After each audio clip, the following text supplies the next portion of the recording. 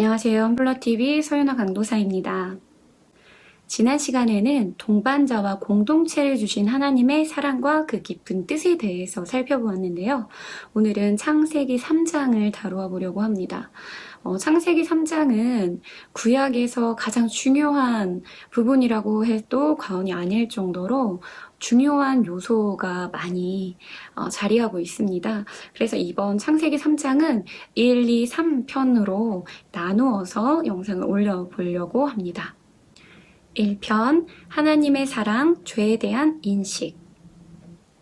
하나님이 남자의 배우자로 여자를 지으셨고 드디어 남자와 여자가 만나서 한눈에 반했습니다. 그러나 그 행복함은 잠시였죠. 여자가 뱀의 꼬임에 넘어가 먹지 말아야 할 선악과를 먹게 된 것입니다. 선악과를 먹으면 죽는다는 얘기를 분명히 아담에게 들었을 거거든요. 그런데 아담이 자주 말을 해주지 않아서 까먹은 건지 또는 아니면 탐스러운 선악과 앞에서 일부러 까먹은 건지 아니면 어쩌면 죽음이라는 것이 한 번도 없던 그 에덴 동산에서 죽음이 그게 뭐지? 이렇게 되게 죽음에 대해서 가볍게 여겼을 수도 있었을 것 같습니다. 어쨌든 여자는 선악과를 먹으면 죽는다는 아담의 말보다 오히려 눈이 밝아져서 하나님과 같이 된다라는 뱀의 말에 귀를 기울였습니다. 이렇게 질서와 법이 무너지는 것입니다. 하나님의 기준인 이 말씀보다 내 마음에 와닿는 그것을 우리가 선택하기 때문이죠. 왜 선택할까요? 바로 욕심이기 때문입니다. 왠지 하나님께서 이미 우리가 먹을 수 있는 그 수많은 것들을 준비하셨는데 이거 하나를 먹지 않게 하셨잖아요. 그런데 이거에 대한 욕심이 생긴 거죠. 이미 나에게 주어진 이 많은 것들을 보면서 감사함보다 나에게 허락되지 않은 이 하나에 대한 그 욕심이 하와로 하여금 선악과를 먹게 한 것입니다. 욕심이었던 거죠. 그래서 제가 좋아하는 말씀 야고보서 1장 14절 말씀을 한번 읽어보려고 하는데요. 오직 각 사람이 시험을 받는 것은 자기 욕심에 끌려 미혹됨이니. 불로소득, 부정직함, 상식을 벗어난 작은 욕심 때문에 갖게 되는 지나친 기대, 어긋난 기대 때문에 우리가 많은 어려움을 빠지게 하는 것들 중에 하나입니다. 미혹의 길을 걷게 하는 것들이죠. 하나님이 인도해 주셨다고 하면서 다단계에 빠지시는 분들이 정말 많았어요. 다단계도 많이 하고 사기도 많이 치고 사기도 많이 당하고 이단에도 많이 빠지고 이단도 많고 이게 좀 한국 사람들이 갖고 있는 뭐랄까요, 먹고 살기 바빠서 되게 1차원적인 거에 집중된 삶이 가져다 준 어떤 분별하지 못하는 그런 분들이 좀 많아서일까요? 특별히 저희 나라가 좀 그런 특징이 있는 것 같은데요. 이렇게 많은 크리스찬들 중에서도 또 목회자들 가운데서도 되게 안타깝게 그 다단계에 빠지시는 분들이 많아요. 근데 그분들이 저에게도 많은 연락이 왔었거든요. 저한테 연락을 하셔서 이거 다단계 이거는 기존의 다단계와 다르고 이건 하나님이 축복해 주신 거고 하나님이 축복하신 하나님께서 만나게 하신 비즈니스고 하나님의 그 놀라운 어떤 하나님의 일하는 사역을 위해서 하나님의 나라의 어떤 부와 이런 재물을 위해서 이 사업을 허락하셨다. 이렇게 시작하는 분들이 참 많더라고요. 저는 단호하게 아니라고. 하나님은 정당하게 일해서 우리가 먹고 살길 바라시는 거지 이렇게 많이 일하지 않아도 이렇게 다단계는 이거잖아요. 내가 뭔가 많은 사람들을 이렇게 하면 밑에 사람들 때문에 내가 일하지 않아도 먹고 살 수 있는 그 구조를 자꾸 얘기를 하잖아요. 사실 그 구조가 다 이론적인 거지 다 진행이 되지 않는 이미 만든 1% 외에는 돈을 벌지 못하거든요. 이미 나에게 그런 이야기, 그런 제의가 들어왔다는 것 자체가 이미 돈 버는 사람은 버는 거예요. 근데 이 구조에 대해서 되게 맹신하고 하나님의 그런 어떤 너희들이 정직하게 땀 흘려 일해서 벌어서 먹고 살아라 라는 하나님의 그 진리의 말씀보다 쉽게 하나님께서 나를 축복하셔서 많은 일을 하지 않아도 돈을 벌 수 있는 이 사업을 만나게 해주셨다. 이렇게 욕심에 따라서 미혹되시는 분들이 너무나 많습니다. 갑자기 다단계 얘기를 하게 됐는데요. 너무 심각한 거기 때문에 제가 좀 이 정도도 이제 자세하게 얘기하진 않은 거지만 너무 얘기를 하고 싶었어요. 결국에는 그러한 분들은 이거 하나님이 축복해 주셨다고 해서 이 다단계 갔다가 결국에 흐지부지 돼서 다른 다단계, 다른 다단계, 다른 다단계로 계속 옮겨 다닐 뿐이에요. 돈도 하나도 벌지 못하고 초반에 얼마를 한 500만 원 정도 내면 뭐 급이 높아서 빨리 올라가기 쉽고 이런 얘기에 다 솔깃해서 더 많은 돈을 쏟아붓고 결국에는 본전도 찾지 못하고 또 다른 다단계로 이렇게 옮겨가는 사실 저는 그 돈과 그 에너지, 거기에 열심을 내는 그 에너지와 그 시간을 정말 우리가 멀쩡한 일을 가지고 정말 멀쩡한 일을 해서 돈을 버는 게 차라리 돈이 더 벌리겠다라고 생각을 하거든요. 그래서 정말 다단계 여러분 조심하셔야 됩니다. 그것은 정말 잘못된 하나님의 축복을 기대하는 거예요. 하나님의 진리는 그렇지 않습니다. 네, 얘기가 좀 길었는데요. 드디어 아담이 선악과를 먹었습니다. 먹었는데 바로 안 죽는 거예요. 역시 안 죽는 거였어. 이렇게 얘기를 했는지 모르겠어요. 그래서 죽지 않으니까 남편에게도 줬겠죠? 그리고 남편도 보니까 이 하와가 선악과를 먹고 나한테 줬는데 안 죽었네?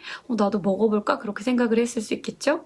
여자에게, 사실 하나님께서 여자에게는 돕는 자의 역할을 주셨는데 이 돕는 자가 죽는 것에 도움이 되는 범죄를 돕는 자의 역할로 지금 쓰임을 받고 있네요. 좀 아이러니하죠. 그래도 하나님께 직접 명령을 들은 아담은 사실 좀 달라야 하지 않았을까요? 하와는 아담을 통해서 전달받았다고 하더라도 아담은 하나님이 직접 말씀하시는 걸 들었잖아요. 그리고 자기가 이 가정의 머리로 하나님께서 세우셨고 리더로 세우셨으면 하와 그건 잘못했어. 그럼 먹으면 안 됐던 거야. 우리 하나님께 잘못했다고 얘기하고 하나님께 용서를 구하자. 이렇게 리더가 얘기했으면 참 얼마나 좋았을까요? 하지만 그렇지 않고 아담도 하와의 권면을 받아들이고 선악과를 먹게 되죠. 아마도 아담은 하나님보다 하와가 좋았던 팔불출이었던 것 같습니다. 하지만 가장 중시되는 건 그 누구보다도 하나님이 가장 우선시, 하나님의 뜻이 가장 우선시 됐어야 했겠죠. 이렇게 남자는 여자 말을 듣고 선악과를 먹고 맙니다. 그러자 두 사람의 눈이 밝아져서 벗은 몸인 것을 알게 되고 부끄러워 숨게 됩니다. 이때 하나님이 아담을 찾으십니다. 창세기 3장 9절에서 11절. 주 하나님이 그 남자를 부르시며 물으셨다. 내가 어디에 있느냐? 그가 대답하였다. 하나님께서 동산을 거니시는 소리를 제가 들었습니다. 저는 벗은 몸인 것이 두려워서 숨었습니다. 하나님이 물으셨다. 네가 벗은 몸이라고 누가 일러주더냐? 내가 너더러 먹지 말라고 한 그 나무의 열매를 네가 먹었느냐? 타이밍이 절묘하죠. 하나님이 아담이 어디에 있는지 모르고 어디에 있냐고 찾으셨을까요? 그렇지 않습니다. 하나님은 아담이 무엇을 했는지, 아담과 하와가 무엇을 했는지, 어디에 있는지 다 알고 계시는 거예요. 하지만 아담에게 정확하게 일단 범죄에 대한 죄를 지었느냐라고 확인을 하시죠. 이것은 하나님이 우리가 죄를 지은 거에 대해서 정죄를 한다? 그렇게 볼 수 없는 겁니다. 정죄가 아니라 죄에 대한 인식을 분명히 알려주시는 건데요. 숨기는 것이 아닌 이게 죄가 죄라는 것을 이렇게 드러내야 해결을 할 수 있기 때문이죠. 정죄와 죄 인식은 다릅니다. 정죄는 상대방을 이렇게 비방하는 것을 목적으로 해요. 그게 그냥 목적이 끝이에요. 하지만 죄를 인식시키는 것은 그걸 죄가 죄인 것을 인식하고 용서하시는 하나님께 돌아와서 용서를 받고 다시 관계를 회복하게 하는, 하나님의 사랑으로 다시 관계를 회복시키게 하는 그 사랑이 그 의도와 목적이거든요. 죄를 드러내지 않으면 스스로를 속이고 이렇게 감추고 계속 그걸 감추려다 보니까 이 양심이 무뎌지는 거예요. 그래서 하나님이 우리에게 주신 율법이 사실 그러한 이유인 것입니다. 율법이 없으면, 이 기준이 없으면 우리가 이 기준에서 벗어났다, 벗어나지 않았다를 깨닫지 못하잖아요. 기준이 없으면 우리가 마음대로 해도 돼요. 하지만 기준을 정해놓으면은 그 기준에 벗어나느냐, 벗어나지 않았는지를 알 수 있죠. 그래서 우리에게 하나님께서 율법을 주신 겁니다. 죄인지 아닌지를 구분할 수 있는 율법인 거죠. 우리에게는 정죄의 자격이 없으니까 무조건 사랑으로 덮어줘야 될까요? 죄인은 사랑하지만 죄는 미워해야 합니다. 형제가 죄로부터 돌이켜서 구원받을 수 있도록 돕는 것이 진정한 사랑인 것이죠.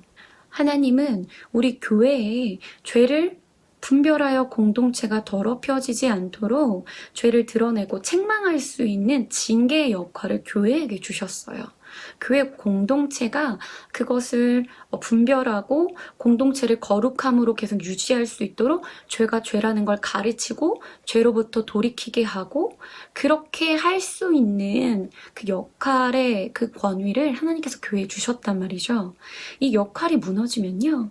교회 안에는 나 용서받았어 라고 하면서 지속적으로 계속 죄를 짓는 거예요. 그래, 어때, 그래도 이것도 날 용서했어. 라고 하면서 죄로부터 돌이키는 것이 아니라 오히려 죄 짓는 것에 대해서 무감각해지는 거죠. 그러면 교회에 양들이 있는 것이 아니라 염소만 차고 넘칠 수가 있겠죠. 구체적인 교회의 치리의 역할에 대해서는 이렇게 징계하고 이렇게 가르치는 것을 치리라고 하는데 그런 역할에 대해서 마태복음 18장 15절에서 17절을 읽고 마무리하겠습니다. 내 형제가 너에게 죄를 짓거든 가서 단둘이 있는 자리에서 그에게 충고하여라. 그가 너의 말을 들으면 너는 그 형제를 얻은 것이다. 그러나 듣지 않거든 한두 사람을 더 데리고 가거라. 그가 하는 모든 말을 두세 증인의 입을 빌어서 확정 지으려는 것이다. 그러나 그 형제가 그들의 말도 듣지 않거든 교회에 말하여라. 교회의 말조차 듣지 않거든 그를 이방 사람이나 세리와 같이 여겨라. 이 말씀을 봐도 하나님의 되게 인격적인 뜻을 우리가 알 수 있어요. 많은 사람들 앞에서 그 죄를 드러내게 하기보다는 그 사람의 자존심과 그 인격을 또 존중해서 맨 처음에는 1대1로 얘기를 하는 거예요. 그렇지 않으면 두세 사람에게 얘기를 하고 그럼에도 불구하고 돌이키지 않으면 이것은 정말 계속적으로 그대로 방치하면 교회가 그 사람 때문에 덕을 잃고 그리고 죄에 물들 수가 있거든요. 그래서 공동체를 위해서 그 사람들을 교회 밖으로 내쫓는 거예요. 어쩔 수 없이. 네, 그것이 되게 잔인한 것이 아닙니다. 그 사람이 교회 밖으로 나가서 삶을 살면서 또 깨닫고 들어오면 다시 받아주겠죠.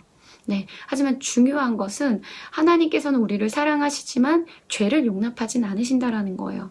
죄를 끊임없이 그 말씀을 기준으로 죄가 죄라는 것을 알려주시고 그 죄를 버리고 하나님의 더 나은 하나님의 뜻을 선택하게끔 하나님께서 인도하시는 것이 우리 교회를 주신 목적입니다. 아담과 하와의 범죄, 이 죄가 드러난 이 상황에서도 하나님이 참으로 자비로우시다라는 것을 우리는 발견할 수 있습니다. 하나님께서는 이미 아담과 하와가 범죄한 걸 다 알고 계셨거든요. 그런데 너 죄 지었지? 말해봐! 이렇게 얘기하시는 것이 아니라 너는 지금 어디에 있니? 라고 말씀하시는 거예요. 아까도 말씀드렸다시피 아담이 어디에 있는지 몰라서 하나님께서 물으시는 것이 절대 아닙니다. 하나님은 어디에 있는지 장소를 물으시는 것이 아니에요. 바로 왜 나를 피해 거기에 숨어 있니? 라는 의미를 우리는 발견할 수 있어야 합니다. 범죄는 이렇게 하나님을 피하게 하고 하나님을 떠나서 살게 해요. 그래도 양심이 있었던 것이죠. 어떤 면에서는 양심이 있었기 때문에 뻔뻔하게 버티고 있는 게 아니라 이렇게 숨는 거예요. 그나마 양심이 있으면 부끄러움을 알게 되겠죠. 부끄러워서 숨게 됩니다. 하지만 더 나아가서는 하나님을 또 다시 부끄럽지만 하나님께 돌아와서 찾는 것이 중요하겠는데요. 이렇게 범죄는 하나님과 멀어지게 하는 것인데 하나님의 슬픔은 무엇이냐면 너를 또 죄 짓지 말라고 그랬는데 왜 죄를 지었어? 이렇게 뭐 하나님이 막 완벽주의라서 내가 이렇게 잘 이렇게 계획했는데 너는 왜 이 계획을 어그러지게 했니? 이런 게 아니라 왜 네가 죄를 지음으로 나를 떠나서 너와 나 사이에 죄가 왜 가로막게 이렇게 범죄를 했니? 너와 내 사이가 멀어지게 되지 않았니? 그것에 대해서 하나님께서는 가슴을 아파하시는 것입니다. 하나님이 우리에게 양심을 주셨기 때문에 양심이 있다면 떳떳하지 않고 부끄러워하게 되죠. 부끄러워하지도 않는 사람을 성경은 뭐라고 하냐면 양심에 화인 맞은 자라고 표현합니다. 화인을 맞았다는 것은 화인, 불도장을 맞았다라는 표현인데요. 이 쇳덩이를 이렇게 빨갛게 달구어서 낙인을 찍는다고 생각을 해보세요. 그 피부는 물론 처음에 되게 고통스럽잖아요. 근데 그 피부는 이제 시간이 오래 지나면 무뎌져요. 감각이 없어지죠. 우리가 뭐 그런 경험이 있으신지 모르지만 좀 심하게 다치거나 화상을 입거나 한 그 부위에는 아무리 이렇게 해도 거기 부위는 이미 신경이 다 죽은 거예요. 그래서 감각이 없죠? 그런 것을 뜻합니다. 양심이 예민해야 부끄러워하고 다시 하나님께로 돌아갈 수가 있는 건데 그 민감하고 부드럽고 깨끗한 그 양심에 화인이 맞으면 감각이 없는 거죠. 무감각한 겁니다. 죄를 지어도 감각이 없어지는 거죠. 중요한 건 죄를 지어 부끄럽다면 부끄러워서 피하고 도망가는 것이 아니라 이렇게 부끄러울 내가 부끄러워하는 것을 보니 이건 죄구나를 알아야 돼요. 많은 분들이 부끄러운데 이게 죄구나, 떳떳하지 못한 거구나, 옳지 않은 거구나, 내가 정신 차려야지 라고 생각하기보다는 부끄러우면 자존심이 확 상하면서 막 이렇게 상대방 누군가의 이제 대화 가운데 그런 일이 있다면 상대방에게 화를 내요. 그리고 더 도리어 화를 내고 막 난 잘못 안 했어 라고 얘기를 하죠. 근데 그런 사람들은 자신이 잘못했는데 부끄러워서 오히려 적반하장으로 나가는 사람들은 평안함과 기쁨과 행복 가운데 날 잘못 안 했어 이렇게 얘기하는 사람이 없어요. 다 막 경직돼가지고 자기도 부끄러운 걸, 이 양심은 부끄러운 거를 인지를 했는데 자기만 부인을 하는 거예요. 막 그래서 경직되게 내가 언제 그랬어? 난 잘못한 거 없어. 이렇게 냉랭하게 얘기를 하게 되는 거죠. 그러한 현상 자체가 그 사람이 떳떳하지 않다라는 것을 보여주는 것과 마찬가지입니다. 그런데 이 양심이 그마저도 화인을 맞으면 글쎄요. 이렇게 웃으면서 거짓말을 하고 웃으면서 나는 떳떳해 라고 말하는 지경에까지 이른다면 정말 얼마나 슬픈 일일까요? 많은 분들 중에 교회에 나가지 않는 이유, 교회에 나가지 못하는 이유에 대해서 죄를 너무 많이 지어서라고 얘기하는 분들이 생각보다 많아요. 죄를 지으면 교회에 나오지 못하는 것이 아닙니다.